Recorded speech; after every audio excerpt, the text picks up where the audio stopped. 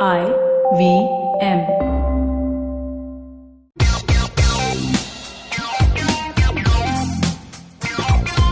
Hello and welcome to Uncle Please Sit. My name is Tushar Abhichandani and with me as always is... It's me, Joel Periera. And today, again, for the fourth time in a row, we have a special guest, guys.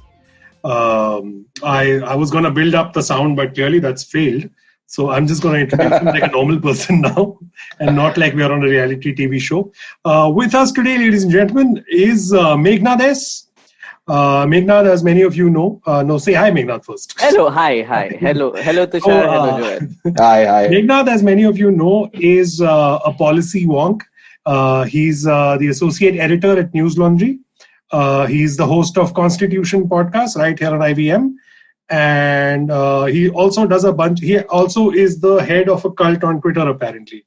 Yeah, now I'm a head of a cult. Yeah, I was just telling you about it. You just used it in my introduction. That's great. So yeah, we'll find out more about that as we go. How's it going, Meghnad? I'm great. Also, the podcast on IVM that I have is called How to Citizen. The show that I have with News Laundry is called Constitution. And again, we have managed to f*** up an introduction, ladies and gentlemen. First you f***ed up my name, then you f***ed up my shows. And IVM and News Laundry both simultaneously. Well done, Tushar. Well done. So this is the tradition of this podcast. Now I feel like if we get it right, it'll be problematic.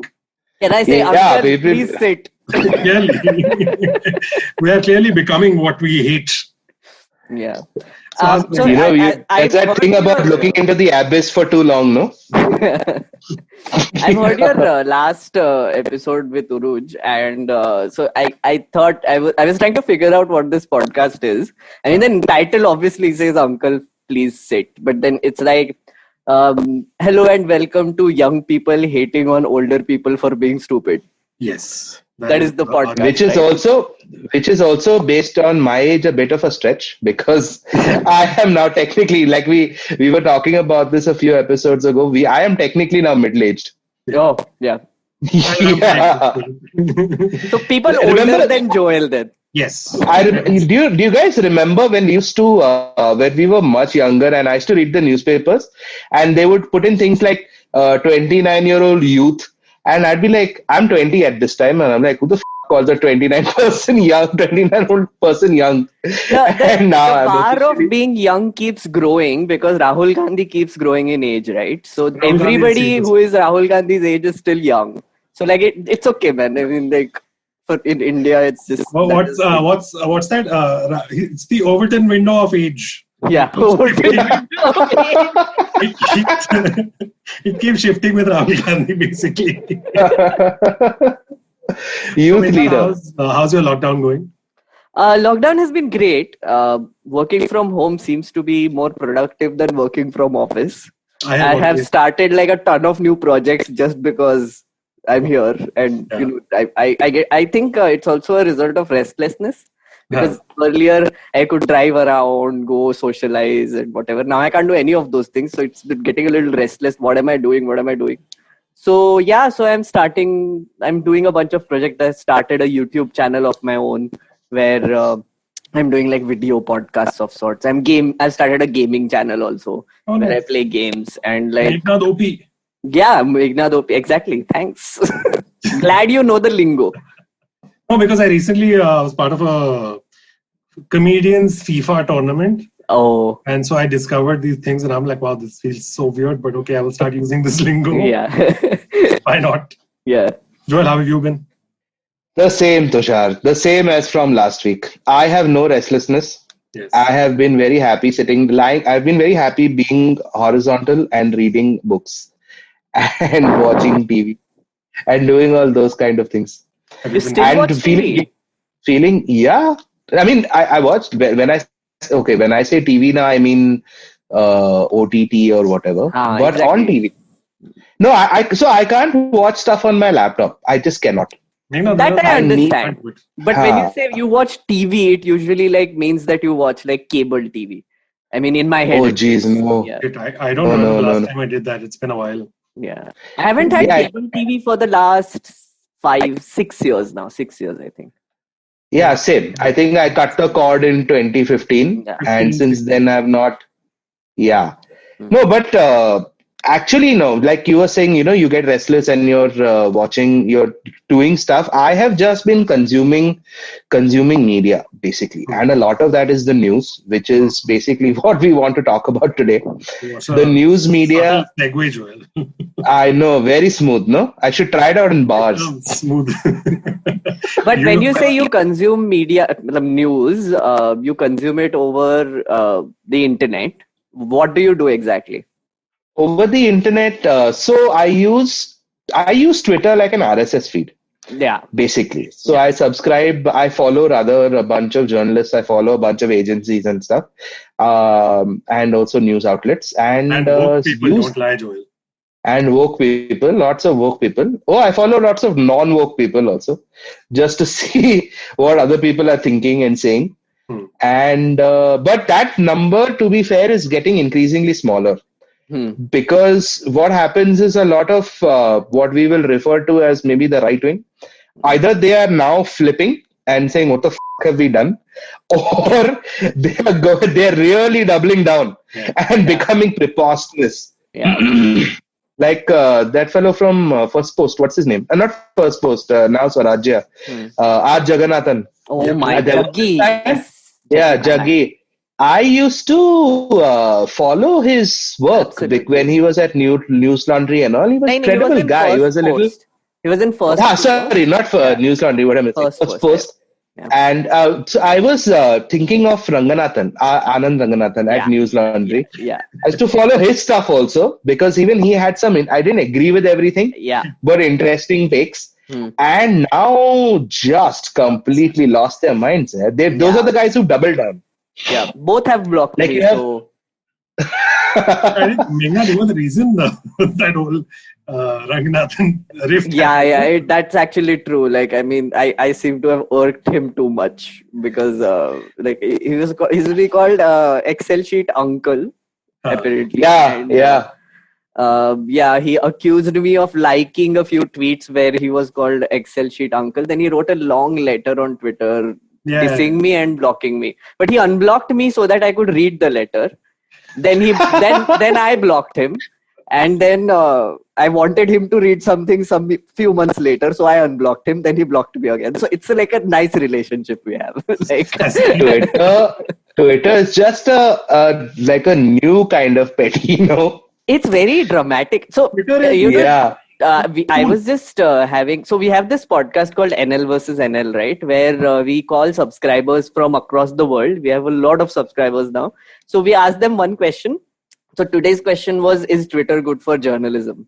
Right? We called like two people. One was a yes, one was a no. And the person who was saying that it's not good has exactly said what you said, right? It's become such a petty medium that, just like a TV serial type medium ho gaya hai ki people go there for entertainment. And I said, yeah, that's true. But I have had that realization for a while and I use it as entertainment now. What's the harm in that? And I use it to plug my shit. That is completely true though. Twitter is amazingly entertaining. Very. Though we should take a break now. We will be back. We will be right back, guys. We will be right back.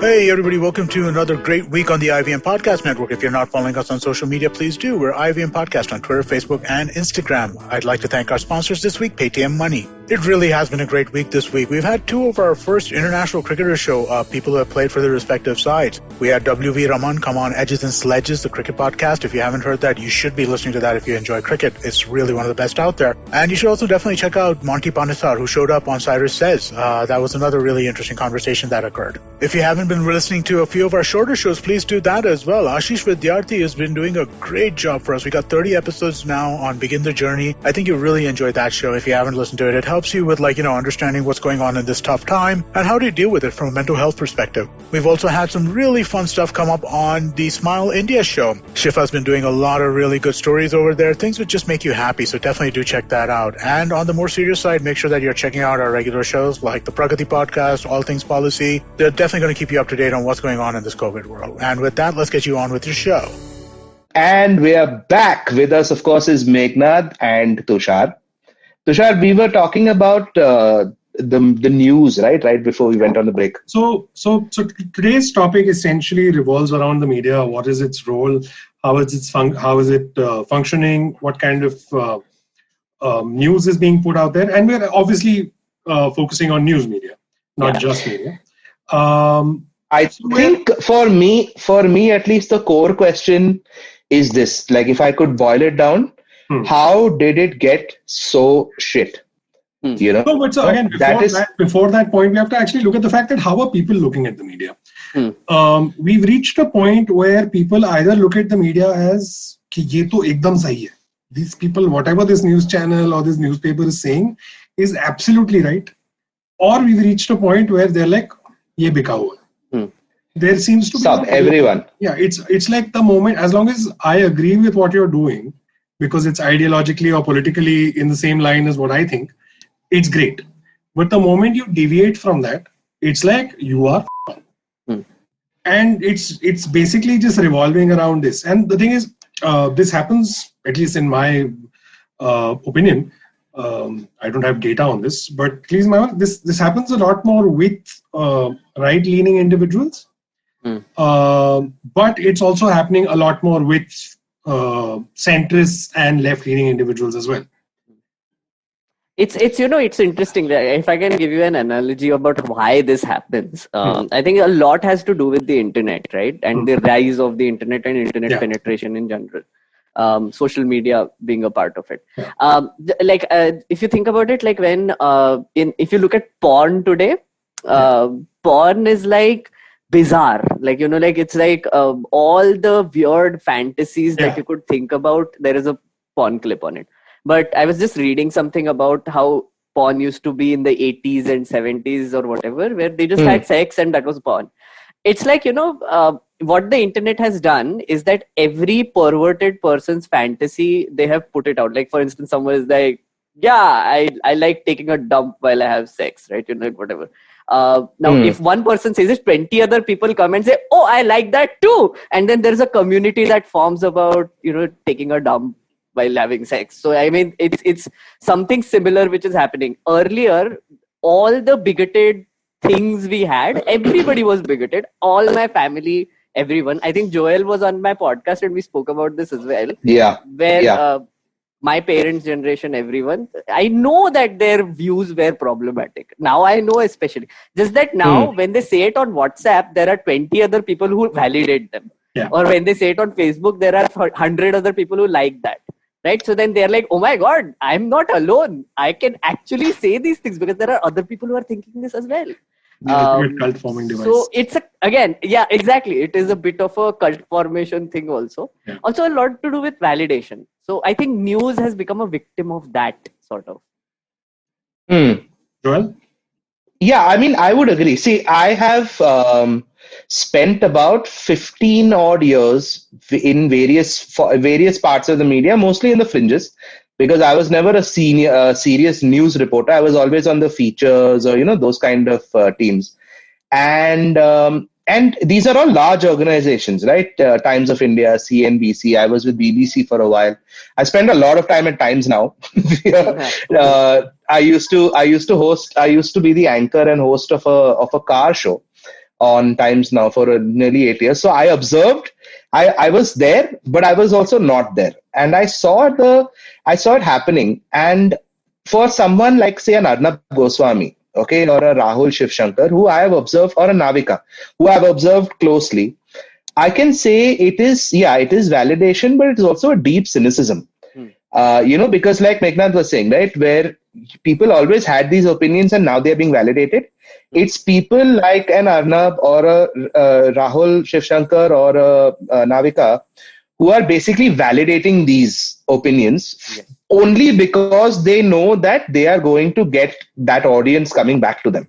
In the time I was there at Times Now, since I was a consulting editor, I attended a lot of editorial meetings, right? Obviously, like once a month, I would go. It was part of and I would see them discussing news stories and things like that. And this kind of bigotry and this kind of like radio Rwandaism didn't exist back then.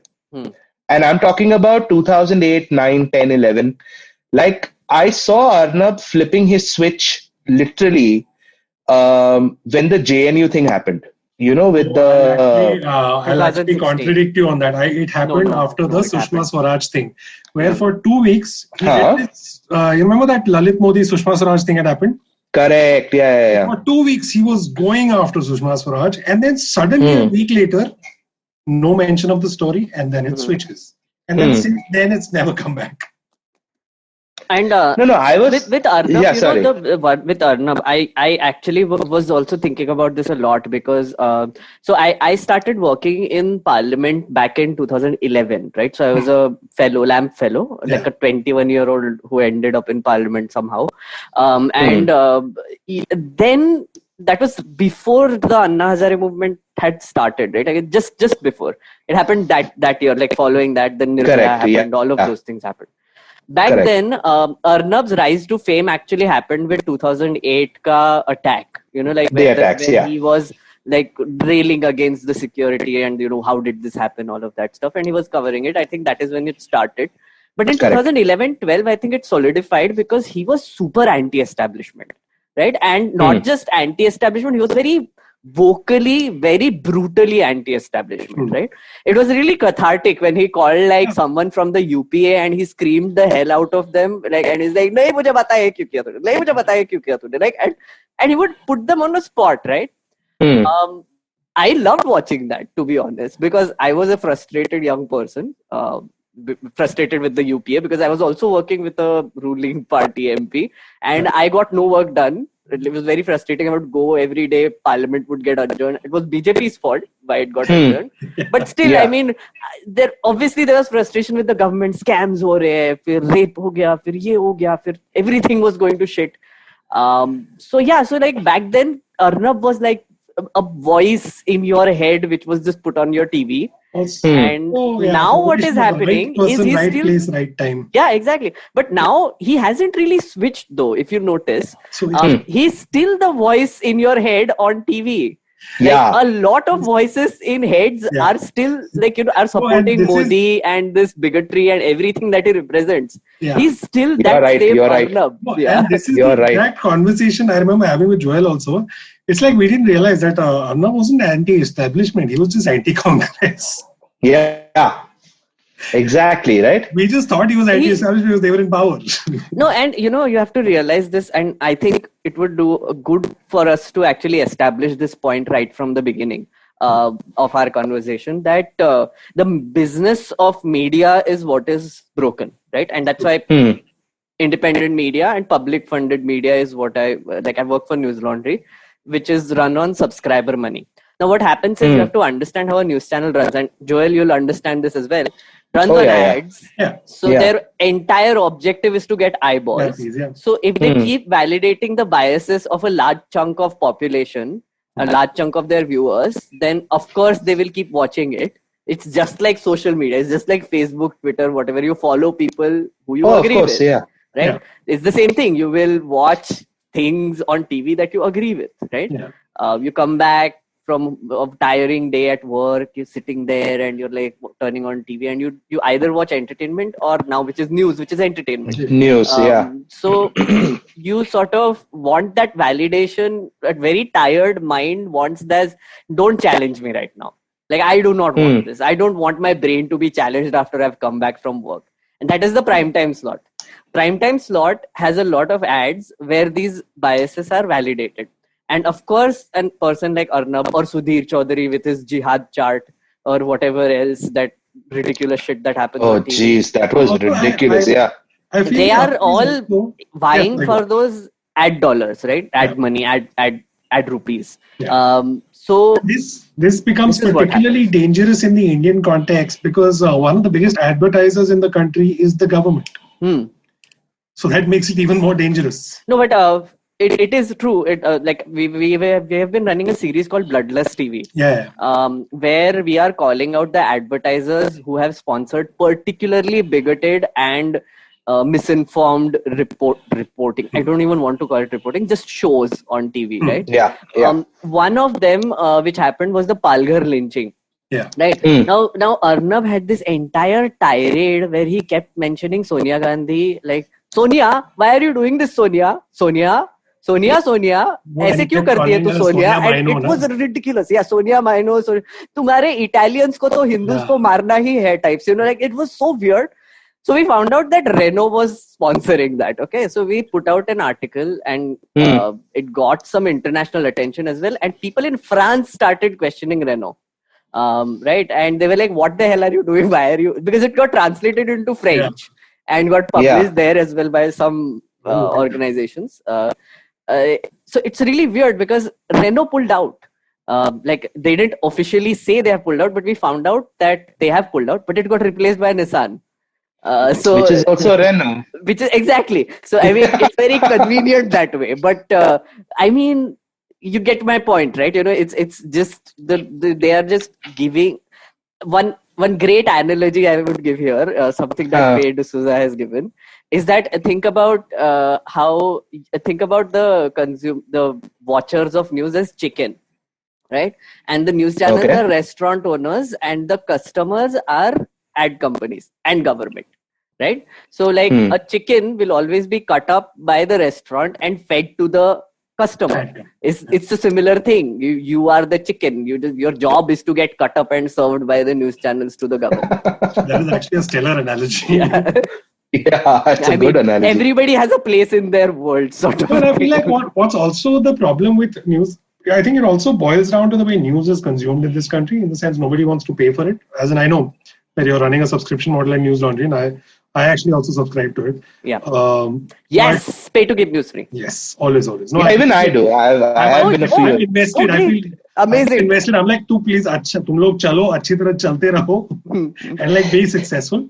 But you know, when I subscribed to News Laundry, I remember this when you all did the interview with that fellow with Vivek Agnihotri. I was like, I have to watch this. What color is this kurta? No, so the consumption is another problem. Nobody wants to pay for it. And the other thing is there's the laziness around consumption, obviously, because, you know, we're in the media, so we end up going to multiple sources. But the number of people I've met, like the other day I was talking to someone who was like, I love Shekhar Gupta's Cut the Clutter. Yeah. And I was like, fine, I haven't seen it properly, so I don't have a pro or an anti sort of opinion on it. But the basic gist that I get from everyone, I was like, मेरे को एक source में मेरे को सब कुछ मिल जाता है दिन का news. Now the problem is, you can't, if you really want accurate news, you can't consume it from a single source. But with Shekhar Gupta, the thing I like about Cut the Clutter is that Shekhar Gupta has been in the field for so long. So just by the fact that he brings in these anecdotes from history and gives like context to what is happening today, I really like that. So that's the thing. I'm not for or against Cut the Clutter because I haven't seen it enough. My point is, in general, if you're always looking for a single, basically मेरे को compile करके चाहिए सब कुछ. मुझे अलग-अलग चीजें नहीं देखनी. That I think is a big problem because then you will eventually get to a point because everyone's going to make mistakes. Yeah. Or someone's going to have an agenda. Yeah. So at some point, this is going to come down to misinformation. So when you talk about agenda, I think there is that you will talk about this in like further as well. But about agenda, right? So this word agenda is really problematic because what it inherently says that you have a bias. Right? Towards, say, a political party or a particular ideology.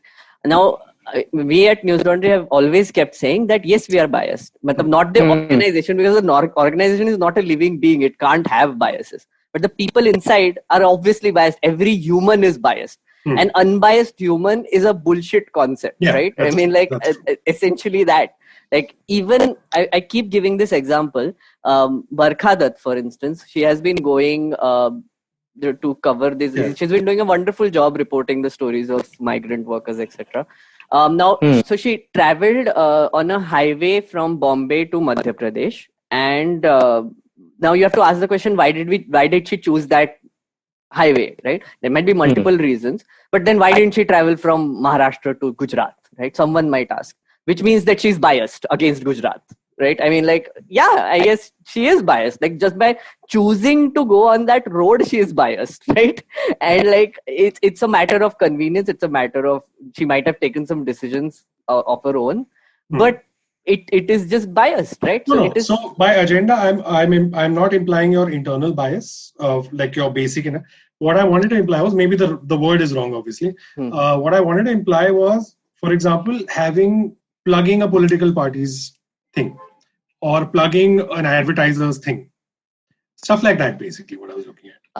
Yeah. So agenda is earning money for news channels. Let's get that clear. I mean, like, there is only one agenda, which is earning money. Like, beyond that, how do they earn money? By validating biases. And how do they validate biases? By figuring out what people are talking on Twitter and what they're trending, and then making it a news item. That is essentially what happens, right? You know. Yeah. Earlier. No, I saw this. I saw the shift personally, firsthand, because again, like I said, right, I've been part of a lot of these editorial meetings. Mostly, I saw the shift at times now, because we do the editorial meeting at 11 a.m. Yeah. And you'd have the day's papers there, and okay, so and so is talking about this. The Hindu has reported this in Delhi, and then it started shifting, wherein you'd see your news decisions or editorial decisions were based exactly on what was trending, which dovetailed so nicely with the IT cell and with everything, because they were gaming the system right from the very start. Right.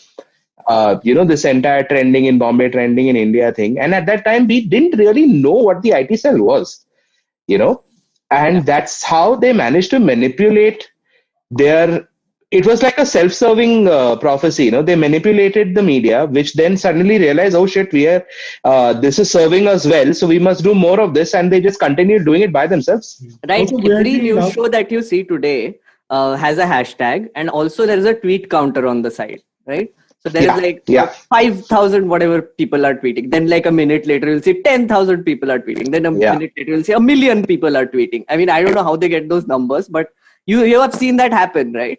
And I've seen it personally, first time. It's also, again, a timing thing. Like, if you notice, like, post 2008, where there were a lot of job cuts in the media, the reportage went down massively. And then you suddenly had this situation where you had to create content sitting at the studio. And in this perfect storm, Twitter jumped in 2011, 12, 13. That's when it properly sort of came onto media.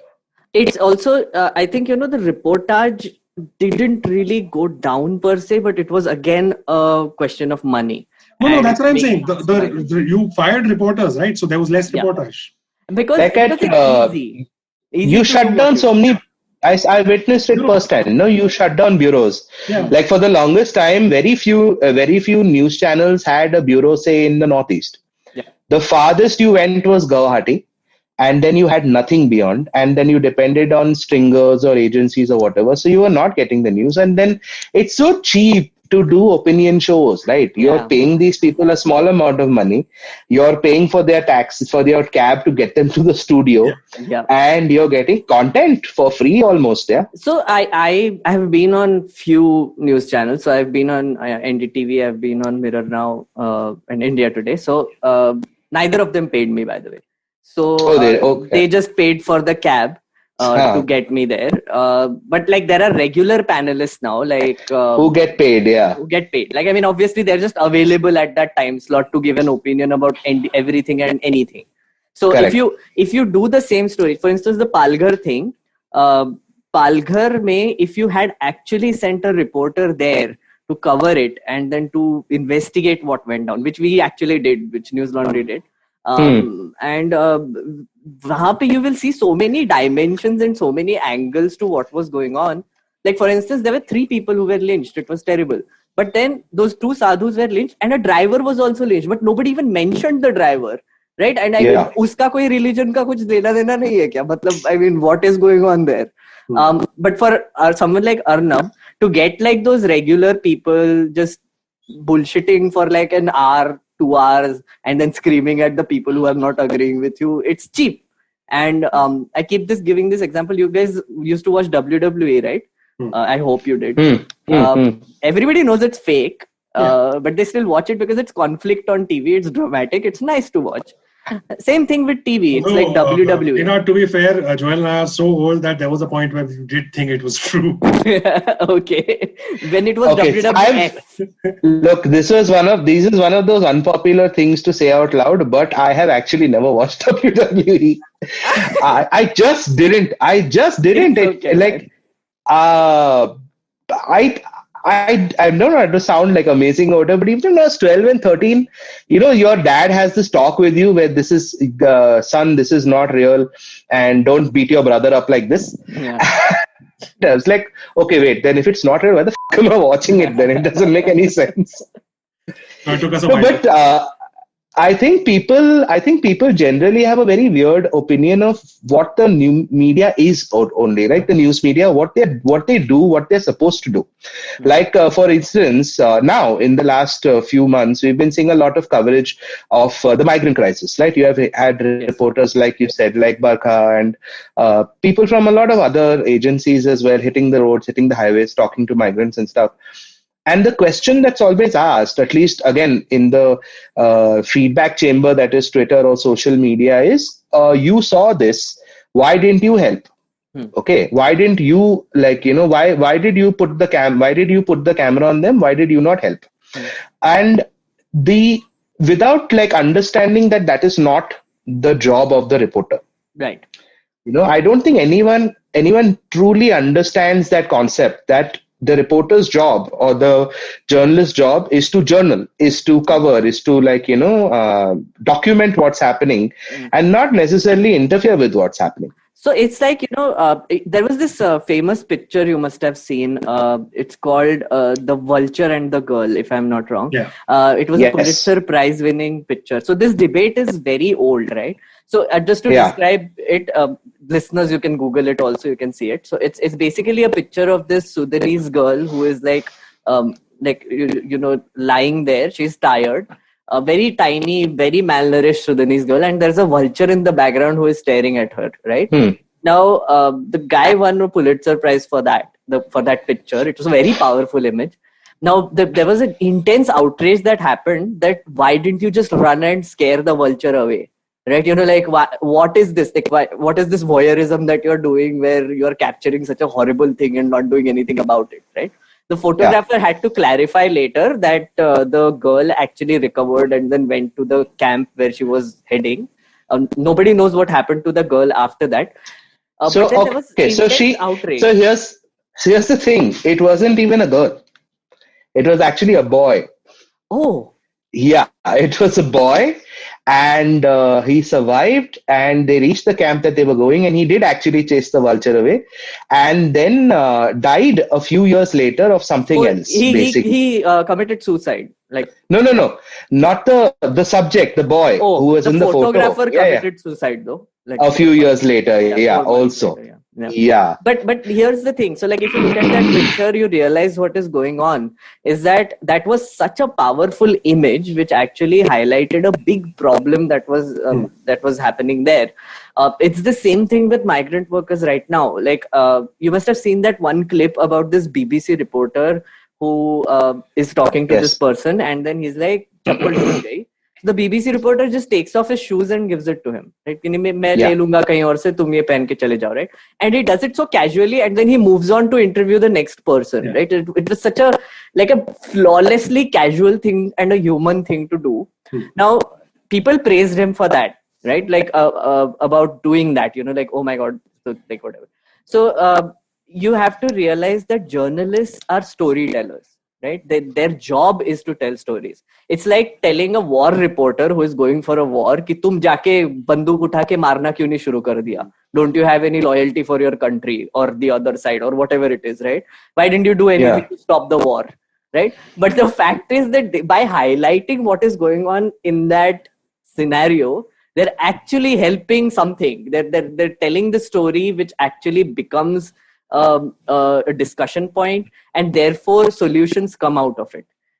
That is the job of a journalist. So by accusing a journalist of saying ki अरे तुमने help क्यों नहीं किया, why didn't you put your camera down? Another example which happened recently was that boy who was on a suitcase and the suitcase was being dragged around. Again, same thing came up where it's what were you doing? Why didn't you pick up the child and take it with you? Right? Why didn't you help the mother or whatever it is?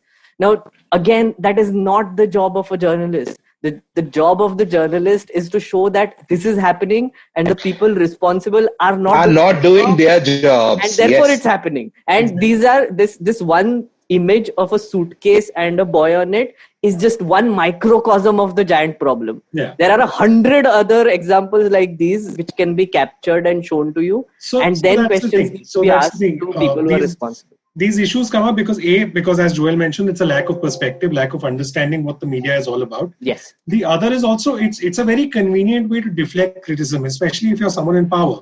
Like, for example, this Ethiopia image, Ethiopia or Sudan? I don't know. Sudan, Sudan image. The Solicitor General shared essentially what was a WhatsApp forward about this image in the Supreme Court, calling media vultures, where basically he said that when this photographer took the image and he won a Pulitzer Prize, and someone asked him, Ki bhai, how many vultures were there? He was like, one. No, there were actually two vultures. You were the other vulture. And the photographer was so ashamed that a couple of years later he committed suicide. Now the thing is, this is obviously a fake story. Yeah. But this is a very powerful way to put it out, so that instead of focusing on the fact that the government has not done its job, you're deflecting all the attention to the media. Media wale aisa kar rahe hain. Government, you're not thinking about the government, no, because you've now made this powerful statement. And it's also a question of sort of how people are sort of looking at the job of a journalist, right? And again, I come back to the internet. Like right now, say for instance, Joel goes out and meets a migrant worker. He takes a video and then like puts it out on Twitter. You're a journalist. Oh, this is what journalists do anyway. They like talk to people and put it out on, broadcast it wherever. So it's such an easy thing to do, right? So everybody's like, यही job है इनका, ये तो मैं भी कर सकता हूँ, तो मैं जाके फिर यही करता हूँ, right? And so the whole job of a journalist is getting diluted in the minds of the people, because they don't understand that a journalist's job is not to just capture it. They have to send it to their bureau. They have to send it to the editorial. The editorial then fact checks it, takes a call on whether to air it, what to air it as, what will be the report before it, what will be the report after it. Is it factual? They will call like 100 other people to confirm that this has actually happened, and then they put it out. It's not just a question of putting it out on Twitter, right? But unfortunately, the situation right now is that everybody wants news fast. Everybody doesn't care about it being fact-checked, or don't even understand that it has to be fact-checked. And therefore, they feel like the journalist's job is easy. And the current day journalists, like, on like Republic TV, etc., are actually making sure that their opinion is correct. When I used to do this, I used to run this show, right, On Air with AIB. Yeah. So some time ago. And as part of the press, we had some press coverage before it, and I did an interview with a newspaper. And the guy came to the office and he was hanging around all day and spending time with us and things like that. And back then, when we were doing On Air, we had a research team, internal research team. We were giving, and we had an external research team, who were also doing fact checks for us. In fact, we were using India Spent. Right. To in factcheck.in to do fact checking for us, and I was explaining the process to him. We want to make sure that what we are putting out there is absolutely correct and within the best that we can do. And then once the interview was over, he's like, I don't think anyone in India, with the exception of maybe one or two magazines, do this. And we were a comedy show. Yeah. We were making memes of Rohan having sex with a dolphin and things like that. But at the same time, we had internal fact checking, external fact checking, and we were doing it the way we were supposed to. And it was very sad. I was like, yeah, he's right, This fact checking issue has been a thing I remember when I started off and I worked with a couple of organizations, and they were like, with the Indian Express, there was a very stringent system. Like they checked you properly. They shat on you if you put out, like every line had to be justified. Exactly. Like, ye likha hai to bhai, kyun likha hai tune? But then you move on to other organizations, and because also post 2004, there was this massive explosion of media in India, where like Hindustan Times came to Bombay, other newspapers moved to other places, a bunch of channels opened up. Times Now also was 2005. So there was an explosion. So all these processes just died, or at least started getting diluted. Then again, after that, the only place I saw the process, which was then insane, was at National Geographic. When I was at National Geographic, dude, like 6 level का check होता था And every word had to be justified. And same with the Economist, right? Economist has some apparently 8 layers of checking. Yeah. So apparently, like, apna to India ka budget kam tha, but like with Nat Geo USA and all, so they do like 3 months. The fact checker will call back your source and check कि ये हुआ है कि नहीं. Exactly. So this level though we've never had, but whatever level we had also, that's sort of massively gone down. And also because we've also been promoting this idea of citizen journalism, but we promote citizen journalism without the checks. Yeah. And also it's a question of getting news out faster than the other one. No, like, I mean, it's also like an investigation which is like lasts long. Like, so we did a investigation on the Central Vista, right? So when the first news items had come out on Central Vista, a lot of people said, oh, why aren't you reporting on this, right? So we have this thing called NL Sena, where we actually ask people, we put out these stories that we want to cover this. We will do a proper investigation of this, but we need money. So they topped it up and then we start working on the story. So our reporter took around 1.5 months to talking to experts, to getting the documents, which was very difficult to get, going to the scene and showing the whole thing around on video and then doing those interviews there, all of that. Now, in those 1.5 months, the amount of times people have asked me why I'm not doing a story on Central Vista, why is News Laundry not covering it? Now, that's the thing, like, you know, because a lot of other organizations had already put out like parts of the story. Our job was to do a proper investigation and include all the aspects of it, right? So it takes time. It takes a lot of fact checking. It takes a lot of money. And people don't have the patience for it anymore. Yeah. Good stories. No, and just in this race, like, for example, there are so many times you see a news report, it's literally just a release. Okay, like, government ने ये कहा. Yes. अच्छा कहा तो क्या कहा, क्यों कहा, इसका context क्या है, what does this mean? Nobody is covering that. I mean, of course, there are certain independent media houses, there's News Laundry, there's Express, a bunch of print people are also doing it. But in general, if you see, especially TV coverage, is just, I mean, TV, the medium in general is a medium that does not sort of go down well with investigation, at least the way it's done in India. But you never put out perspectives, you never put out context. But TV channels have done some fantastic investigative reports as well. Like, for instance, one would be India Today suddenly like doing a report on the JNU attack, right? You know, like where they actually went down to like. That's why we lap them up. No, when they happen, we lap them up. Like, yeah, exactly. And you know, it's the weirdest thing because when that happened, it just struck me. Why isn't everyone doing it? Because they were trending for like literally 5 days. They milked the hell out of that story. And it was a good report. I mean, there were inherent problems in parts of it, but it was a good report. They did some effort. They sent people. They did an investigation, and they took time to do it also. Yeah. I was wondering if your investigative reports get you so many views, if your investigative reports get you so much attention, and your channel's bhav goes up just generally in the market, and you're looking for TRPs and eyeballs anyway. Why doesn't everyone do this? Right? Why doesn't every channel just find their story to go after and do it? Right? And I think it's also a risk and reward thing. No, Chal, this time you did all the work and it somehow succeeded and got you the reaction that you were looking for and got you the TRPs that you were looking for.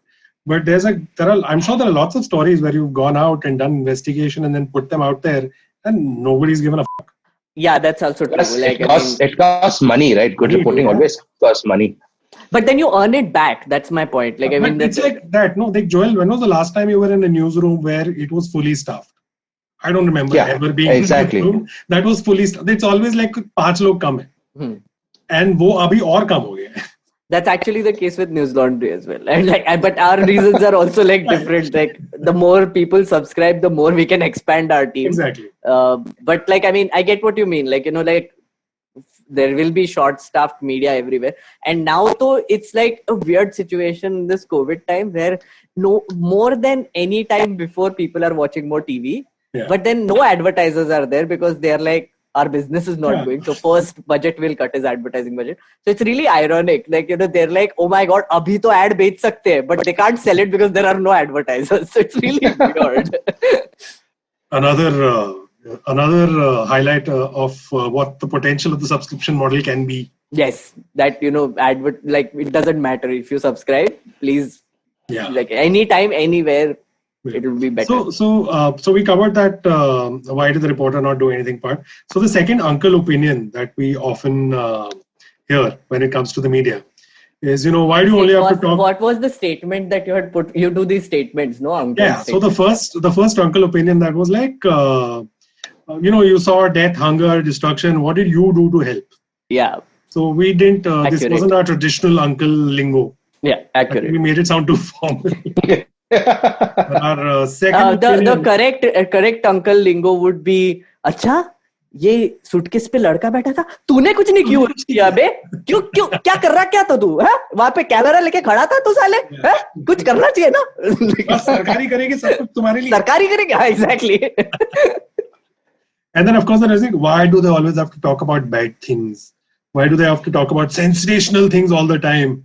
Why can't you report happy and good news? I want to hear your opinion on this first, then I'll give mine. So my opinion is, there is one angle that negative news sells more. You have to accept that. And again, because of the TRP model, then you have to stick to what sells more. The other thing is that you're doing a story, you go where the facts take you. Yeah. And you're going to report about corruption, you're going to report about the potholes, or you're going to report about the tender that had a corruption case. You're not going to report all the doctors came to the hospital today, the government hospital. That was a good thing. Yeah. Although actually that's a rare thing, so that actually might be a good story to do also. Those are occasionally those good stories, no? Yeah. Wherein when bridges are built on time, or when roads are like. Journalism is a public service, and public service is when you bring out things that are problematic that need to be fixed on a very basic sort of level. But yeah, there's also the business model which fucks it up because. But what do you mean negative? Let's talk about that. What do you mean negative? That's the thing. I disagree with the word negative. Yeah. Because I feel like it's a fact that you're covering. It's sad news. It's bad news in the sense that a government is doing a bad job, or someone is corrupt. It's bad news. It's sad news. It's news that is of something problematic in your society, right? In the society that you're living in. So it's that. It's not like necessarily bad news. So I had endless arguments on my family WhatsApp groups about these things. Okay, so like when I saw your list of uncle statements, I was like, holy shit. Okay. So the reason, so I actually tried to explain it this way as well, where I was like, nahi, actually this is the job of journalists. It's primarily anti-establishment, meaning that people in power have to be questioned, and it's the media's job to question them, and the questions will be difficult. The questions will be hard, and it might seem to you that it's a very negative, I use air quotes, negative way to do it, right? But that is the job of a journalist. The problem is when we start attaching these adjectives, right? Like, oh, it's a bad report. Like, they're covering bad things. That's an adjective. It doesn't matter. They're covering facts. That is what matters, right? But then that didn't work. So then I was like, अच्छा मुझे बताओ तुम कि तुम्हारा tax payer का पैसा किधर जा रहा है? बोले गवर्नमेंट के पास. गवर्नमेंट क्या करता है? अपने काम दिखाने के लिए ऐड डालता है. तो फिर अगर गवर्नमेंट तुम्हारा पैसा यूज करके इतना पॉजिटिव बोल रहा है, तो मैं भी क्यों ऐड करूं? I am already paying them to do it. Let them do it. I will do my other thing, which is basically questioning them. So, I mean, it's a very simple equation, right? Like, if I had to do a story on, say, for instance, what the government has done, like, oh my God, they have built like highways. For instance, they have done a great job with infrastructure, right? And I say it, like, openly I say it, they have done a good job. But what do I do to prove my point? I go to government ads. I look at their statements and whatever they have put out already in the public platform, on Twitter, everywhere else. And I say that this is what they have done. But now what I do is I actually fact check it. I go to the government documents, dig deep and see if this is true. If they have changed the criteria of measuring how much roads you have built, etc. Yeah. All of that, right? Like, for instance, village electrification is one big example. Yeah. Now, the government has been claiming that we have electrified all villages, right? Great. That's great. So if I do a report saying, oh, government has electrified all villages, क्या add किया मैंने? कुछ नहीं. Already they have said it. Piyush Goyal ने 1000 statement दे दिए उस पे already. तुमको पता है. But now what I'll do is I went to the documents and then I checked. They've actually changed the criteria. Right? That if all the public funded buildings have electricity, and I think some 10% of the houses in the village have electricity, then the village is considered electrified. Now, then if you change the criteria, then of course all villages are electrified, because they've changed the definition of what electrified means. Right? It's like, I think, the road measuring thing also, no? They were like, now they include both sides to measure. Something like that. Yeah. Earlier on, they would measure, So would you say that my report, which is actually, say, starting with a positive thing, which the government has done, and then questioning it on it, would you say that's also negative? Or that's what I'm saying? So the flip side, so I've given this exact same explanation to someone. I've done it to a bunch of people. Then their reaction is, ठीक है यार, अब हम क्या कर सकते हैं? Exactly. हमारे हाथ में तो कुछ है नहीं ना. Exactly, but that's what I'm saying. So अगर if you are like, हम क्या कर सकते हैं, फिर जो कर रहा है उसको तो मत रोको ना. Like, I mean, like, at least this is being brought out by someone so that you can go like, हम क्या कर सकते हैं. I mean, like, तो रोको मत फिर जो ला रहा है तुम्हारे सामने. But no, exactly. No, and this actually also brings us to our other point. We're actually going to skip this one and we come to the last one. People are saying, I miss the days of Doordarshan. It was so polite. It was so, people would just read the news. I'll tell you how I've heard this, I miss the days of Doordarshan. We should only listen to Doordarshan. And the second one that I've heard is, someone told me the other day, we've elected this government. So abhi let them work. I think we should not question them for the next 5 years. Yeah. I was like, this was on a WhatsApp group और मेरा sir फट रहा था. I was just like, अभी मैं तेरे को क्या बोलूं? Like, how do you explain to them? One thing I do is, the thing is, when you think about the government, you imagine this massive structure, which is like, oh, so glorified, oh, so everything. The same thing happened with Parliament as well, right?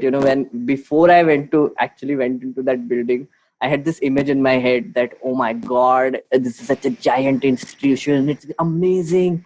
It's like you put it on a pedestal, right? You do that with leaders, you do that with institutions, everything. But when you actually go and work there, it's like, yaar, ye kya shitty log hai yaar. Matlab, bachcho ki tarah behave karte hai, seriously, right? And it's like a chaotic as environment everywhere, right? So I was thinking that, how do you bring it down to normal language, right? So, for instance, every office you go to, say for instance, you work for a whatever software company or whatever. Now you go there and your job is to make Excel sheets. Chalo, ठीक है, Excel sheets बना रहे हो तुम. Now one day your boss is like, मेरा Excel sheet कहाँ पे है, लेके आओ, whatever. And you're like, oh my God, boss, मैं दे रहा हूँ. And then it goes into your appraisal, right? Now next day your boss comes and is like, अरे sir coffee ले लो ना, sir ये लो ना coffee ले लो please, और मैं sandwich लेके आऊँ, मैं समोसा लेके आऊँ आपके लिए. It's the situation like this. People don't realize that they're the bosses in this situation, right? Where you are not supposed to mollycoddle your employee, which is the government. You have elected them, you pay them taxes so that they get their salaries. You are the bosses, right? And it's very bizarre how people have gone into this mode of servitude when actually what I'm saying is something that should empower them, right? Nobody wants to be this person who brings coffee to their boss, like with their employees, or like samosas or whatever, like a servitude sort of a thing.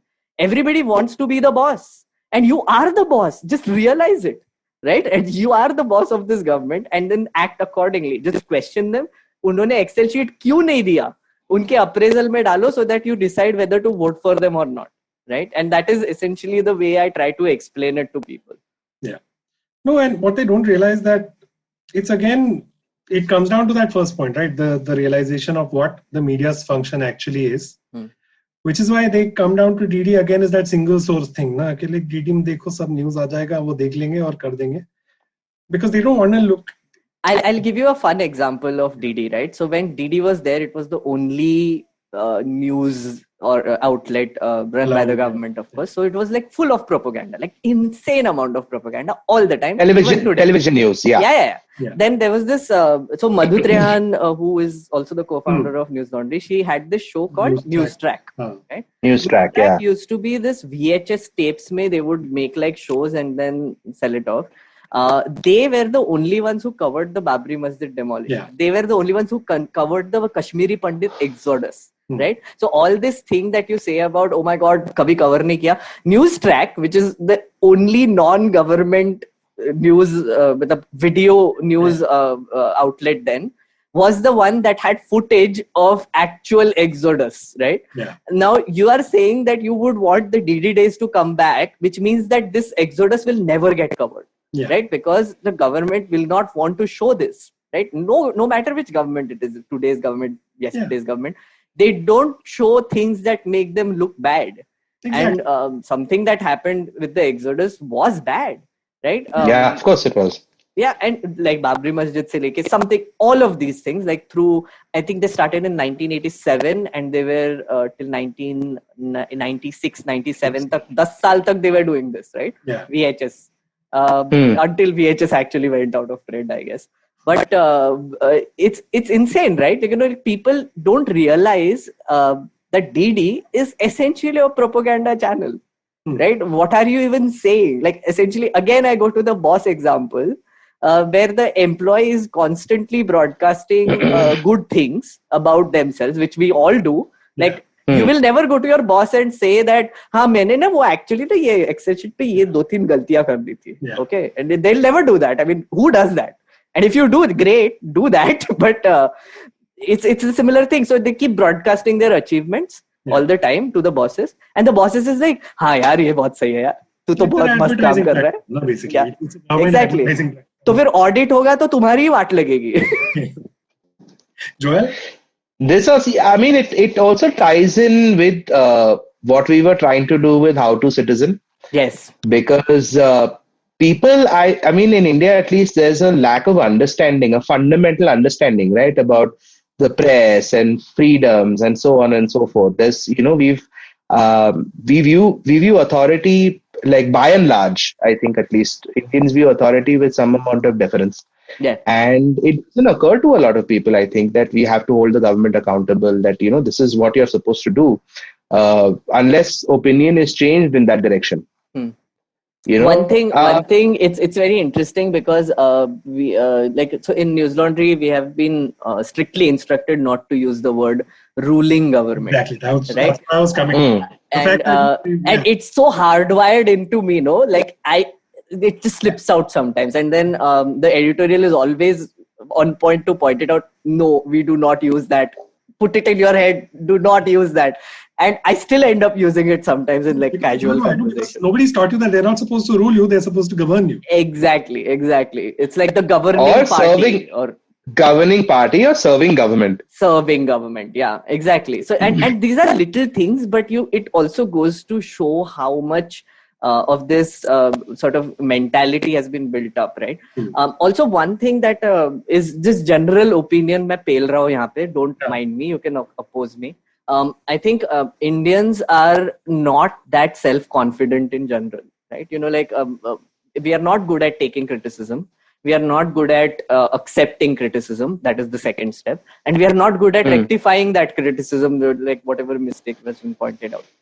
Because we don't have the self-confidence that whenever someone points it out, you're like, nahi boss, galti ho gaya, but I will fix it. You know, I will work hard and fix it. What we do is we immediately go into defensive mode. We are like, नहीं, किधर गलती किया? अच्छा, उसने भी गलती किया था 2 साल पहले, उसके बारे में क्यों नहीं बता रहे हो मेरे को? Right? उसको कभी क्वेश्चन नहीं किया तुमने, मेरे को क्यों क्वेश्चन कर रहे हो? Right? And then in the process, you will never go to step 2 and step 3. Right? And this mentality has been so inbuilt in us from a school age. Like How to Citizen, again we spoke about this, about how then you used to question the teacher and ask further questions. At one point, there would come like, कि तू जाके मुर्गा बन जा. You know, like, I don't want you disrupting my class. I don't want you like ruining the pleasant atmosphere of my class. You know, like, and that is just ingrained in us. I think it will take time for us to get out of that mentality. And I think there are a few brave people who do it.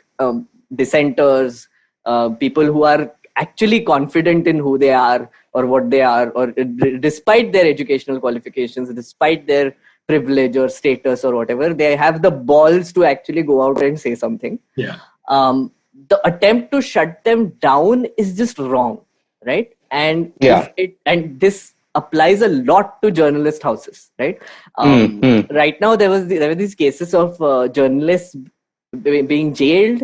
FIRs have been filed because they were pointing out lacuna in the testing system, in the public health system, that their government is not doing this well, that well, the migrant crisis, everything. Local journalists have been harassed to no end. Yeah. And Maharashtra, I think, has put in a thing, extended their section 144 to mean criticism of the government is sort of punishable offense. That's just so ridiculous. I'm like, what are you doing? And why is nobody opposing this? Yeah, it just went under the radar, no? For some Absolutely, reason. Casual. Yeah. It's like, oh my God, we are in an unprecedented situation. Oh my God, this is what we have to do. We are going to take your rights away slowly, steadily. Pehle right of movement le liya for your own safety. Then we will take away your right of freedom of speech for your own safety, because if we don't do it, then this will never work. You will never save. You will not be safe. You will die. And then we will take away your right of privacy as well. Arogya Setu install karo, and we will make sure that you have to use it everywhere you go. It's not compulsory, but then you have to use it to get anywhere. Just like Aadhaar, basically. Just like it's Aadhaar. Not compulsory, it's voluntary, but lena padega. Yeah. But increasingly, I think there is, even though the state, I think, of the media is the way it is right now, right? It's not looking great, but at the same time, I think it's looking better than ever. In the sense that this creation, there's 2 points actually I want to bring up over here. One is that I think at least there's been a concerted effort, especially by authoritarian parties, authoritarian people, authoritarian governments, to discredit some media, by either calling them liberal or left-wing or sold out or whatever. Force these false equivalencies on the media, force these, use the media's own rules, of quality journalism, like objectivity, etc., to trap them into this circle. Like, for instance, what we saw with the American news media in 2016, right, with Trump and Clinton, where you had Clinton and Trump basically on the same pedestal, even though she had emails and she was not a great candidate, but was she the same as Trump? Definitely not.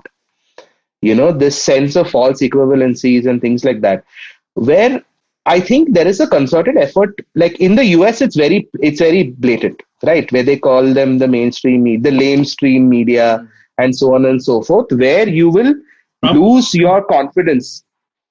Sorry? Basically, Trump calls them that. No. Lamestream media was for Sarah Palin. Oh. She was the one who started it, and then all those Rush Limbaugh types and all, Alex Jones and all those fellows, wherein you basically discredit the credible media so that people will listen to your fake news / agenda driven / propaganda. Like, for instance, here we have, by people always are taking dumps on NDTV, for instance, or people are always talking shit about News Laundry to a little less extent, but an organization like, say, The Wire, who still do hard hitting investigative stories a lot of times, who are covering these things. And you are trying to discredit them because you don't want people to know that they are reporting what is mostly true. Yeah. And you want people to switch and listen to your one-sided propaganda. It's like you said earlier about entertainment, I guess, where people watching Times Now or Republic or Z News or whatever, they're watching all these like jihad charts and they're watching all these things. And at some level, I refuse to believe that they're buying all of it. Yeah.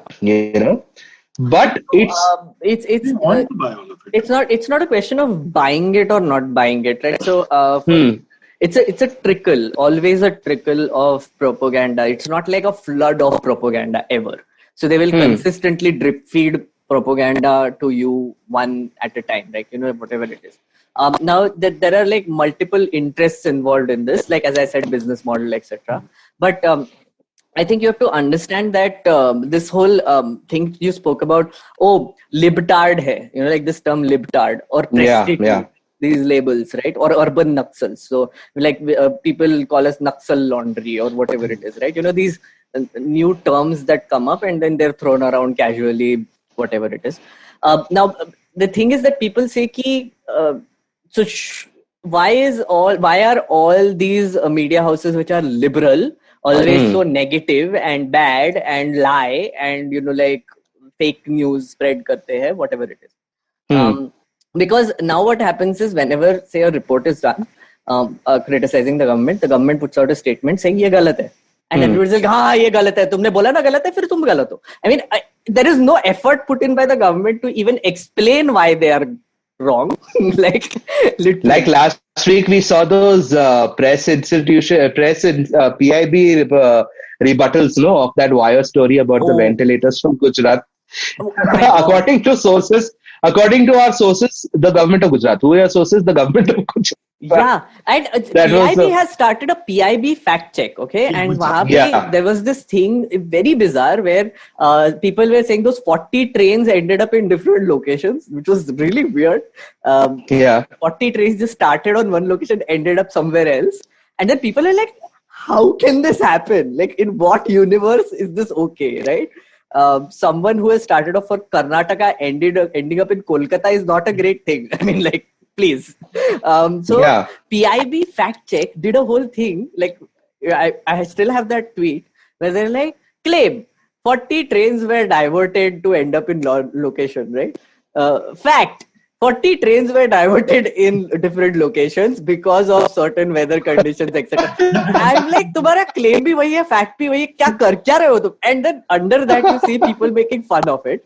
True, but then there are people also like, हाँ सही है, fake news है ये लोग तो सब fake news spread करते हैं. But are you even reading the tweet, man? What are you like critical thinking को backdoor से लेके जाके पीछे backyard में murder करके bury करके acid डाल के सब कुछ cover up कर दिया basically लोगों ने. No, but this is the level of fact check that's happening right now, no? From that side, from the government side, where news report आएगा, ये सही नहीं है, देखा गवर्नमेंट ने बोल दिया है तो फैक्ट चेक हो गया. Exactly, like I mean, it's bizarre where it's like government, all the government needs to come out and says like ये गलत है, and people like ये गलत है because government ने बोला. No, government is not always correct. Government does not speak the truth 90% of the time. 10% maybe, but वो भी घुसे के कहीं पे घुसेड़ के बड़ा चढ़ा के बताएंगे. What I tell people is that देखो, would you believe this same thing if this was a UPA government right now? Exactly. But no, but that cognitive thinking has gone out the window right now, because I was reading this excellent article in print, right? I think it's relevant to this, about how Modi ji is impervious to criticism, right? Not the government. I read that, yeah. Yeah. And it's a very fascinating article, and I've been thinking about this a lot. About how a person, a human being who's supposed to be an elected leader and technically a pradhan sevak, as he keeps saying himself, is suddenly like crosses that boundary to enter a realm of godliness. You know, he's like this figure who is like, whatever he does is correct, right? If anything is going wrong, is your own fault, not the God's fault, because you will keep praying to God, telling the God to give you things or like make your life better, whatever. And then ultimately, if that doesn't happen, it's your fault because you didn't pray hard enough, or you didn't do the yajna, or you didn't go to the temple too many times, or church, or whatever masjid, wherever you go. It just didn't happen. So then it's never the God's fault. The criticism cannot be heaped on the God because the God is like this figure which you can't really reach. It's fascinating. It's a standard format. No, if you see from a lot of, especially people who are followed by the PM or people who are close to the BJP, they'll always be like, वो तो कितना काम, वो एक अकेला आदमी कितना काम करेगा, वो थोड़ी वो अकेला आदमी तो दिन रात काम कर रहा है आपके लिए. या एग्जैक्टली, दिन रात काम कर रहे हैं और हम क्या बस सोते हैं बस बेसिकली दिन में. हम तो बस सोते हैं, हम तो कुछ काम करते हैं नहीं, हमको तो सब फुकट का ही पैसा मिलता है, ऐसे ही मिलता है, रैंडम कोई भी हमको पैसे आके देके चला जाता है. Meghnad, we all know you're getting your money from the ISI. It is very apparent. No, I'm getting it from Dawood. What are your sources, man? कुछ journalism पता भी है तुम्हें? And from Sonia's handlers.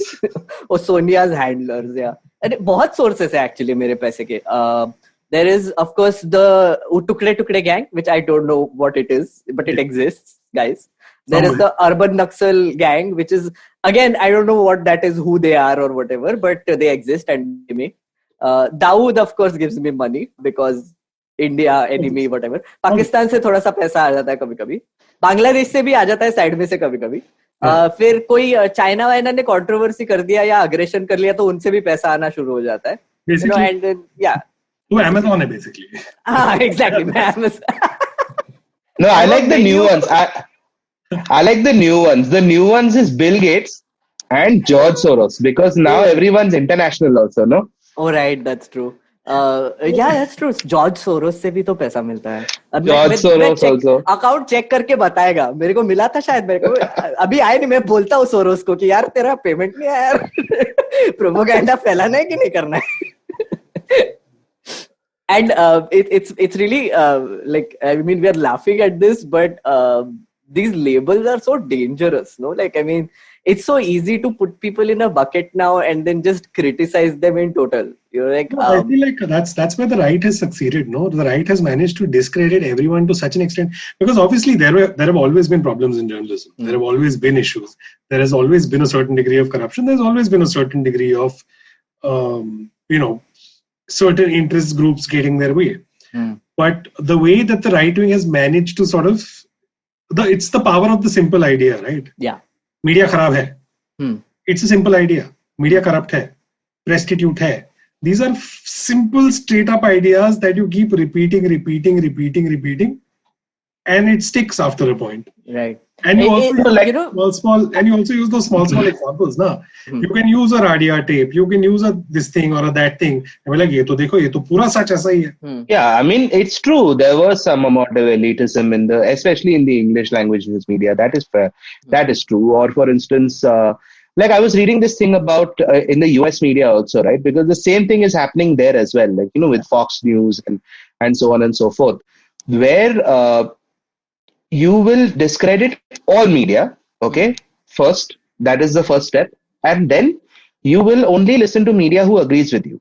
Yeah. Correct. Even though, coming back to what I was saying earlier, even though at some level a lot of this is over dramatized or a lot of this is maybe even fake or so on and so forth, you will still be like, okay, but at least this is something I agree with. Yeah. Like for instance, what is that website? Yeah, that Shefali Vaidya quote unquote edits. What's that? Op India. So obviously, like there are people who believe every word that Op India says, but there are also I know people who read it and who believe some of it, but will also say that nahi, this is nonsense. Okay, like what Op India is saying, which in a very weird way validates their idea that all media is shit. You know what I'm saying? Because they already like, New York Times is rubbish, NDTV is rubbish, Express is rubbish, whatever, Hindu is rubbish, they're all left liberal, they're spreading lies, they hate the government, they hate Modi ji so much. Op India at least is supporting him, even though the stuff that they're reporting is nonsense. Yeah. I've noticed that. But one funny thing that I think, I'm sorry, I just want to ask you guys a question. So like, it's very obvious that people who are like, oh, ye media galat hai, they're like, oh, ye liberal media galat hai. And like this liberal word. In America, that is happening, of course, the liberal media, etc. But then there is also the conservative media. So there are like two sides there. Yahan pe, there is the liberal media, but what is the other media? What, do you have a word for it? Like we call it right wing, but that's such a generalized term. Like BJP supporting people are right wing or RSS supporting are right wing. You don't call them conservative though, but we call liberals. Yeah. No, एक तो liberal है भी कितने कम यार. मतलब बचा कौन? नहीं, I think that's the thing. So I think if you look at the purest definition of what a liberal is, I would like to hear yours. What do you think a liberal is? Also, please remember that if you actually go to Swarajya Mag or opindia.com, they define themselves as centrist. They also don't think, they are center right. Center right. Op India ka request for money is hilarious. People like Periera and NDTV and News Laundry can get money from their right-wing friends. But for us, we have to counter their propaganda. So you should give us money too.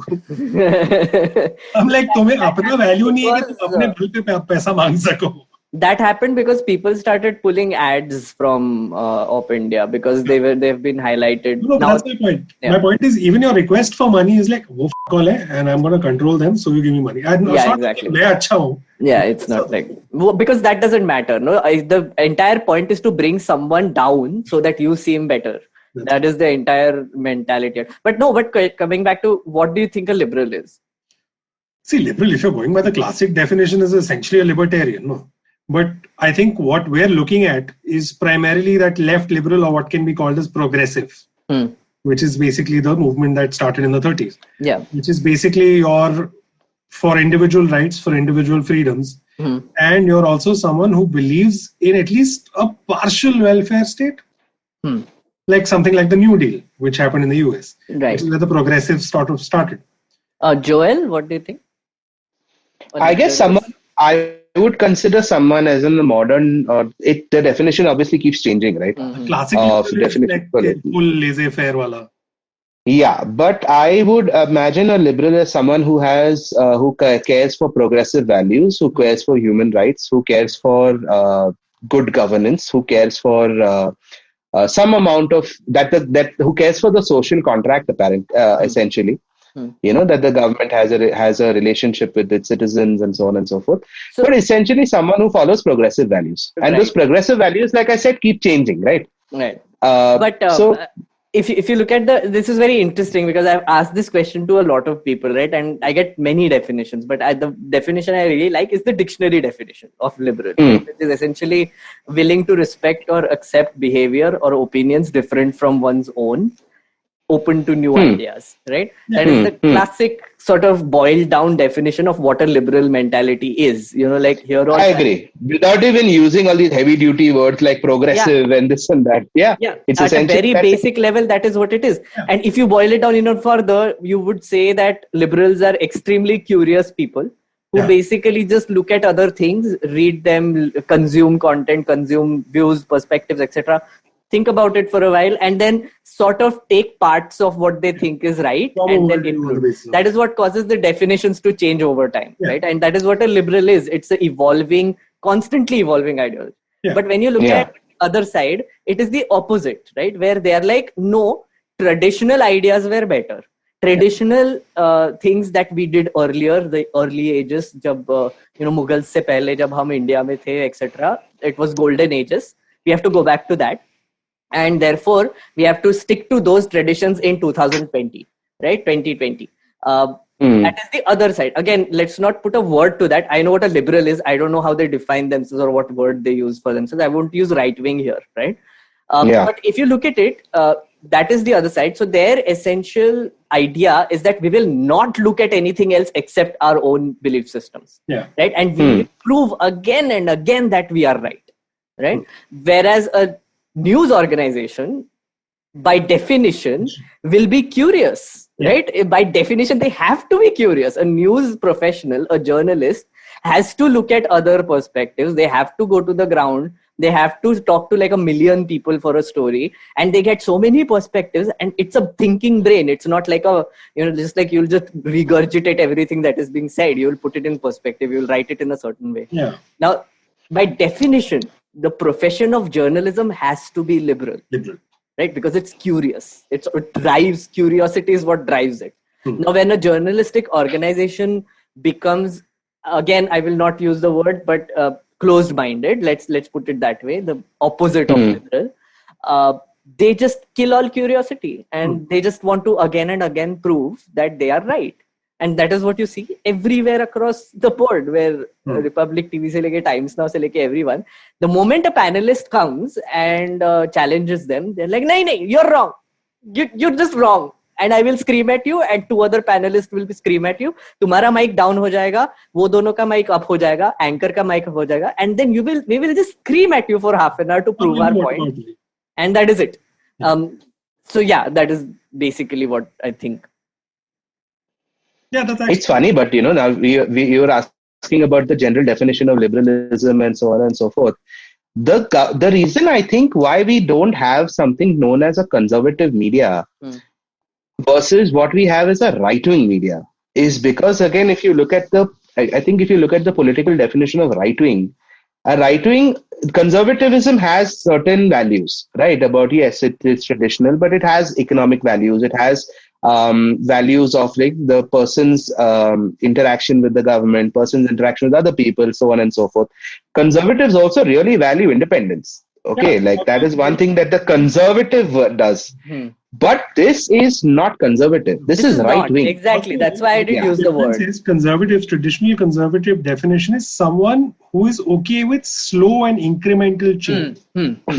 So even a conservative is not fully against the idea of change. Yeah. Right wing, on the other hand, is. Yeah. But again, the right wing part is what I also like sort of is very shaky, right? Because when it comes to like Modi ji announcing a 20 lakh crore ka package, even the right wing starts praising him. And right by definition will never agree to welfare. So India doesn't have, or government control. India doesn't have an economic right wing, if you think about it. At least on a political level, everyone... Only Sadanand Dume. And so there are two other terms which I think are, I mean, I use it now, bhakt, right? Bhakt, I think does define what the mentality is, because you are essentially a bhakt. You're like essentially not questioning your all powerful leaders or whoever you follow, ideology, etc., whatever it is. Or the other is Godi media, which they use, which I think Ravish coined. Godi media I don't still use, but Bhakt media or Bhakts, I think that sort of defines it for me. But I mean, I might be wrong. That's just something that I think it's a fair assumption, I would say. Joel, what do you think? But is it okay to label them? Or is it okay to label anyone? That is also okay. I feel like, once you cross a certain threshold, I think it's okay to label you. It's okay to label. Like, itna bada ideas ek word mein define ho gaya to problem. You guys covered the Bandra thing, the Bandra railway station thing. Yes. यार तेरा office 10 kilometre दूर है Bandra, right, तेरा office 10 kilometre दूर है Bandra station से, right, तू एक रिपोर्टर को देना यार, तू ले गाड़ी लेके जा, तू देख क्या हुआ है, right, you literally have to do that. If you are not even putting in that much effort, then I'm sorry, you don't get to be righteous about getting labeled. Yeah, exactly. No, and Meghnad, this is what I was talking about a little earlier when I was talking about these false equivalencies thing. I feel a lot of times where you have right-wing media outlets kind of using and abusing the older protocols or standards. Like, for instance, you would say, oh, you shouldn't label anyone. But a right-wing media organization would have no problem doing that. Yeah. They would have no issues doing that at all. Absolutely, yeah. It's like that thing, even with Arnab, no? He had no problem calling for a ban of NDTV. He had no problem calling for a ban of journalists, jailing journalists. So then I'm sorry, I'm not going to give you the benefit. It's easy. Like for say someone like Arnab, I think someone had told me this story where they were talking about his style of journalism, etc. Unverified. So please, I'm giving that disclaimer. Apparently, he's like, "Arey, आपकी भी दुकान चल रही है, मेरी भी दुकान चल रही है, सबकी दुकान चलनी चाहिए. So let's just get on with it. No, like I will do my thing, you do your thing. You oppose me, you do whatever you want, and I will do whatever I want." And that is essentially the mentality, right? I mean, ultimately, the question is about earning money. Like, I mean, अभी कुछ 1200 crore का उसका value है, like company का. I mean, how in the world does that happen, right? Like a news organization that came up like 3 years ago. 3 years ago, yeah. Is now valued at like what, 1,000+ crore. That's like bonkers to me, and that's insane, and that means that he's extremely successful at what he does. So all props to him for that, right? I mean, like, it's a business, and and like I said, he's just deeply cynical, right? It's not a question of like, what do I believe or what do I say or so on and so forth. He is just I mean, not just him, but all these people realize, okay, there's money to be made in this like spreading hate and spreading misinformation and basically pandering to the worst of our audience, and we will do that. It's like, have you watched Patal Lok? No, I haven't yet. No. Okay, so then I can't give you a spoiler. No, because Vinny Jain also, I think, did one interview with the New York Times, if I'm not wrong. No, the New Yorker magazine. I'm in the business of advertising, no? New Yorker magazine, where he said, where he was asked your style of journalism. He's like, we're not in the business of journalism, we're in the business of advertisement. Yeah. Right? So, I mean, that puts things in perspective, because that is essentially what the legacy media is. it is an ad agency, not even an agency. It's just a platform where you see ads, right? At the very basis of it. It's analog basically. Yeah, and that's why pay to keep news free. Yeah, no, I agree. No, and we are seeing successful models of that. Like I was reading something about the New York Times some time ago about how at the start of this decade, it was looking like it was going to shut down. You had they were sacking reporters and they were shutting down bureaus and all sorts of things, and then they pushed this entire subscription model very hard and managed. And then of course the Trump years helped. Trump being elected PM and people wanting to get quality news helped. And apparently now they are among the best. These are the best times that they've ever had. Yeah. And even so, News Laundry was the first subscription-driven digital platform in India. And now we see, it's very interesting to see this when you're working with something like News Laundry, because there is, of course, some institutional knowledge also that gets carried forward and sent to you. Of course, they keep telling us stories about what kind of opposition this idea faced, right? How people used to laugh at them, ki arey log paisa kyun denge news ke liye? They don't understand what news is, so why would they pay for something that they don't understand? Or things will pay for Netflix. People will pay for Netflix because they have more content, right? Rather than News Laundry, which gives like one interview a week or whatever. So 300 rupees kyun denge tere ko types, whatever. Now what is happening, because of COVID actually, we were seeing before COVID, we were seeing a gradual change in this viewpoint where people are like, nahi, legacy media, whatever is what we go by. Your independent media. We will try it out. Maybe ek month ke liye subscribe karke dekh lenge, but fir whatever.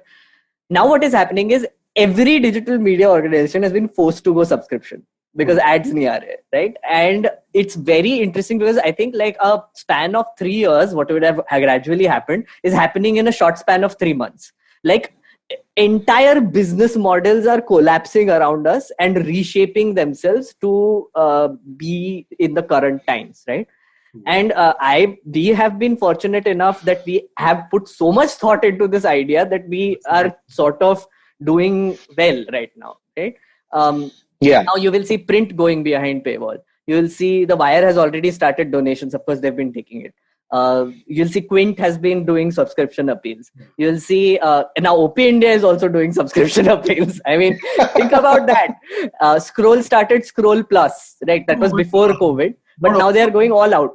Was the Hindu going behind the paywall? Yeah, all the e-papers which you used to read on websites have gone behind the paywall. Times of India has put it behind the paywall. Can you imagine? So like, I mean, even print media is now realizing ki boss, ye model is just... You have to get to that American equivalent where at least 70% of your money is subscription or 60%. Absolutely. There should be like a balance between that. And also, one thing is that there are, because of COVID, job losses are insane. Like they have to cut down massively on salaries and everything because all the top level management in these legacy media houses get paid insane amounts of money, right? Editorial and like insane. Matlab pay gap is just like blows your mind sometimes. I think Joel will actually agree with this. Oh yeah, of course. Like it's just insane, right? Don't lie, Joel. You are one of them. Okay, don't lie. With your Sone ka commode.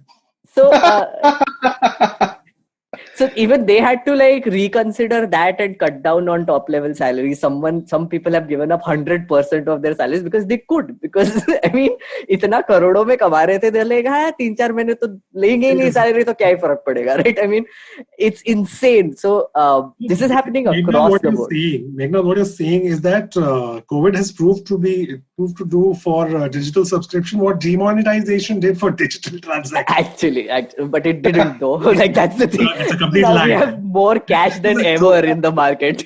I hope listeners, the joke, please, ye believe mat karna. Oh, no. I'll tell you one that actually makes sense. COVID has done for News Laundry what the Mumbai attacks did for Arnab. Oh, dark. But I get your point. I mean, COVID is also dark, to be fair. So I mean, yeah. But like, I mean, not just for News Laundry though, like for just generally subscription driven media or media that wants to go towards subscriptions. And I think, like, let's not mistake this that, for instance, like whenever I say, for instance, do like threads about why you should support independent media, right? I make sure that I speak generally, right? I'm talking about the concept of independent public funded media. News Laundry is of course one of them, but there are many of them, and you should support as many as you can, So I have a flip side on that, where I think I agree with the subscription model and I want it to succeed and I want people to subscribe. But do you think it will also lead to a situation where a lot of people will not subscribe, obviously, because they will not pay for it? Yeah. And there will be a lot of these shitty websites, propaganda websites that will exist, propaganda news websites that will exist. So do you think we'll reach a situation where, okay, there's a 5% of the or 10% of the readers who is getting your News Laundry, your Wire, your whatever, or if you like Swaraj, whatever. But there's that 90% of the media that will not have access to this quality reporting. Yeah. That they will never get access to. This is something I'm thinking about. Like, yes, absolutely. And I've been thinking about this as well. And my answer to that is that look at the scale, right? So for instance, if you look at something like a Times Now or in India Today or Republic TV, they have a channel which is broadcast 24/7 to everybody in India right now. The penetration of TV is like 100%, right? Or you can look at it on your phone or wherever you want. Now their base of number of people watching or potential people who can watch is insane, right? For something like say a News Laundry or a Wire or even an Open India, our growth is always restricted to the internet. And now on the internet, you might have noticed, there is a lot of content, right? I mean, like there's an insane amount of content. So it's like TV news channels are competing with each other, but a News Laundry is competing with Netflix. It's something like that. So I think, I can say this realistically, News Laundry will never grow into sort of an India Today size of an organization because of the simple fact that if we have say 1,000 subscribers, right? Like, I mean, just a rough number. And let's say I always use this analogy. Say a media house is like a house. Let's just imagine it as a house. It's standing on, say, 7 pillars. Like 7 pillars being, one is Tata AGI, one is Sensodyne, one is Patanjali or whatever, all these advertisers. One of them is the government, right? One of the pillar is the government. Now, if they do some sort of a reporting which say the 3 pillars don't agree to, they just move out, the house becomes unstable, right? And then the government just is like, acha, problem aa raha hai? Hum ye 3 pillars de denge, but then you report according to what we want, right? It's not that explicit, but obviously if you are getting funded mostly by the government or getting a lot of government ads, the media houses is like, nahi yaar, ye inko upset nahi karte, paisa le lenge, right? But with News Laundry, our 1,000 subscribers, say they have bamboo sticks instead of the giant pillars that these guys can put up. Now these 300 रुपए का bamboo stick लगा के एक घर बना रहे हैं ऊपर. Now say 50 of them get upset. अरे ये तू biased है, तू तो ऐसे कैसे बोल सकता है मोदी जी के against etc. 50 पिलर हटा दिए, right? Now the thing is that because there are 950 other pillars there, it doesn't really become unstable. But then say if 100 pillars get added as a result, then what we can do is we can expand the house, right? But then those are still bamboo pillars, right? I mean, bamboo pillar बड़ा बना के कितना ही करोगे तुम, right? So the idea of this entire analogy was that smaller media houses, smaller independent media houses, which are supported by smaller subscribers, etc., are more flexible. They're more accountable. They are better at like they can expand and collapse very quickly based on the money that is coming, right? They can launch new projects based on whatever money is coming. They can scale back projects as well. But that is what the model of media should be like. So for instance, if an OP India also has these pillars, right? It's okay, right? I think if you believe in something like an OP India, I am that person who will say, right, freedom of speech, you go ahead and support them. They also need money. They also need to pay their staff, whatever they do it, right? We will keep calling them out. People will keep calling them out. Deal with it, you know?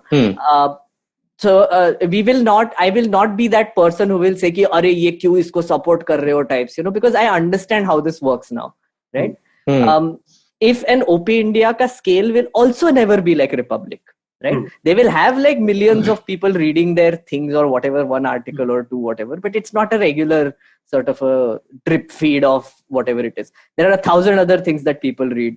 So that is what I think. That's a fair sort of summation of it, I guess. Yeah. Yeah. Get it all together. And I think the hope is like, it's what we started with, right? Just don't have a single source. Yeah. Absolutely. I will say this. Like, I tell all of the people who are like, oh my God, we trust News Laundry the most. Why? I'm like, why? You should trust more people than us. You should trust, we should be one of the sources you trust. There should be 10 other sources. Find 10 other sources you trust also. But also question those sources. Question News Laundry also. Question our reporting also. Don't think that, oh, hum jo bhi bol rahe wo truth hai or whatever is written in stone. No. Please, nobody does that. We also say to our 8 regular listeners, tell them this is a primer, okay? We're not like a detailed podcast. Yeah. It's a primer. You listen to these ideas, then do your own research. Yes. Go out there, figure out stuff and see what makes sense to you. Absolutely. So that's our goal. And I think... also, uncle, please sit. Uncle, please sit. Yeah. So, generally. Generally. It's good for you, uncle. Headlines bhi keh rahe hai ki bahar mat niklo, to ghar pe baitho. But I think, this I really find this title very amusing because I have dealt with a lot of uncles and told them to please sit. Some of them have boycotted me, even threatened me with death. So, I mean, like, my own relatives were like, tere ko to aake kaat dunga times. I'm like, okay, bye. Exit kar raha hai group se. So, like... Not going inside shakhas and arguing, dude. Yeah, that is unfortunate that my family is basically from Nagpur and Shakha driven. But, it's interesting. But like one common trait in this word, that uncle word that you use, is that they are not very open to change. Also, they're not really willing to work that much harder to find out things for themselves and make up their own mind. That is the big thing I think everybody should try to fight. Every young person should at least try to tell their parents or grandparents that, listen, I get that you believe this, you have a bias, you want to push this further, but please also question this and think about it a little. I will read out articles to you. I will send you videos. I will tell you myself. We will have an hour-long conversation every day about this issue till you understand what is going on. Right? And I have that time to give you. And that is what I think every sort of young person should say after uncle, please say. I think that's a lovely note to end the podcast on. Yeah.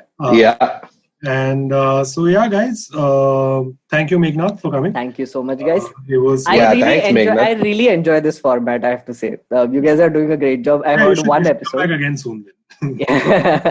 I heard one episode, Uruj's episode, last one. I'm now going to binge listen to all of them. So yeah, thank you so much for calling. Thanks. Thank you, Meghnad. So guys, that was it. This was probably going to be our longest podcast ever, which was nice. We've actually managed to cross the threshold. Yeah, going into Joe Rogan territory. We're going into Amit Verma territory. Amit Verma territory. Great.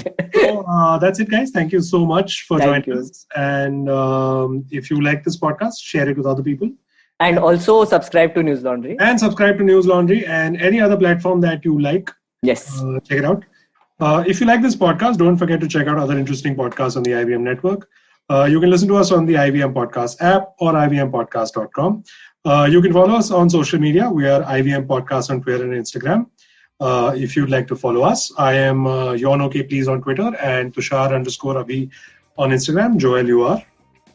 I am Periera Joel on Twitter and joelpereira.esq on Instagram. Meghnad, you are? Meghnad. I am Meghnad, MEGHNAD on Twitter. Meghnad MEGHNADS on Instagram. And also follow me on YouTube. I've launched a channel where I do this bakchodi almost on a weekly basis now. So excellent. And that's it from us. Thank you so much. Thanks. Bye.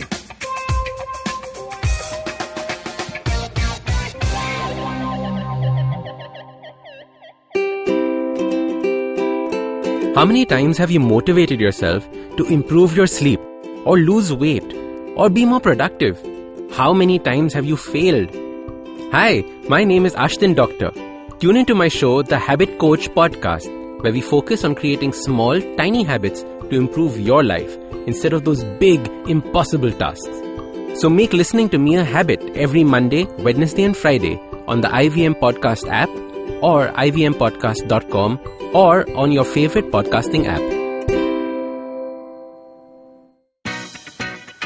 Hi guys, this is Ayushi. And I am Ritasha.